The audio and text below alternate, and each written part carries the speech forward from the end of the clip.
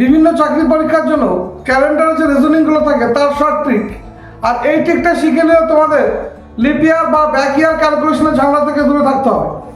তো এই ট্রিকটা ভালো করে দেখে নাও। প্রথম আমাদের 12টা মাসকে ছোট ছোট করে ভাগ করলাম। January, February, March, April, May, June, July, August, September, October, November, December. তো এদের কোডগুলো কি? 255, 136, 147, 257। এগুলো হচ্ছে তোমার মাসের কোড। তাহলে জানুয়ারি কোড 2, ফেব্রুয়ারি কোড 5, মার্চের কোড 5, এইভাবে মনে রাখবে। আর দিনটাকে তোমরা শুক্রবার থেকে নেবে। শুক্র, শনি, রবি, সোম, মঙ্গল, বুধ, বৃহস্পতি।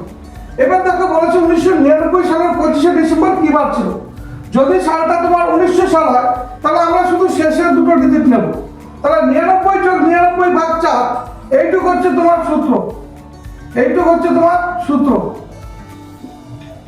তারপর দেখো 25শে ডিসেম্বর 25 লিখলাম, আর ডিসেম্বরের কোড ছিল কত? 7, তাই 7 লিখলাম। এবার আমরা কি করলাম? এই 99 কে 4 দিয়ে ভাগ করলে ভাগফল হচ্ছে 24। আমরা 4 দিয়ে ভাগ করে শুধু ভাগফলটাকে নেব, নিলাম ভাগফল 24।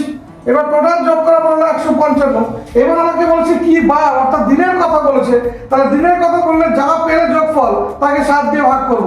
তাহলে 7 দিয়ে ভাগ করার পর এই ক্ষেত্রে আমরা কিন্তু ভাগফল নেব না, আমরা অবশিষ্টকে নেব। দেখো অবশিষ্ট কত এসছে? 1। তাহলে 1 কার কোড? শনিবারের কোড। তাহলে কি বার ছিল? শনিবার ছিল। এবার দেখো 2000 সাল বললে কি করবে? 2000 সাল বললে আমাদের 3টে ডিজিট নিতে হবে। অর্থাৎ শূন্যের জায়গায় দেখো এটা শতকের ঘর, একক, দশক, শতক, অর্থাৎ এটা 100 হচ্ছে 1। অর্থাৎ এই ক্ষেত্রে আমরা নেব 125 যোগ 125 ভাগ 4। এই সূত্রটা ঠিকই থাকবে। 99 সাল বলে 2 ঘর, আর যদি আমাদের 99 সালের উপরে হয় 2000 সাল, তাহলে আমরা 3 ঘর নেবো। অর্থাৎ শূন্যের জায়গায় 1 ধরবো, 125 ভাগ 4। এবার 23 বলেছে 23। আর হচ্ছে মার্চ মাসের কোড কত দেখো? মার্চ মাসের কোড হচ্ছে 5, তাহলে লিখলাম 5। এবার আমরা 125 কে কত দিয়ে ভাগ করব? 4 দিয়ে ভাগ করব। 3 4 কত? 12, ডাবলো 5, 4 1 4। তাহলে আমরা এই ক্ষেত্রে কি বলছি? শুধু ভাগফল কি নেব, আমরা অবশিষ্ট নেব না। তাহলে দেখো 125 যোগ 31 যোগ 23 যোগ 5, তাহলে টোটালটা আমরা যোগ করে নেব।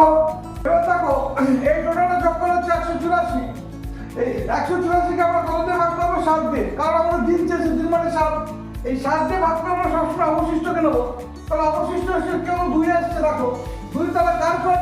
রবিবারের কোড। তাহলে কি বার ছিল? রবিবার ছিল।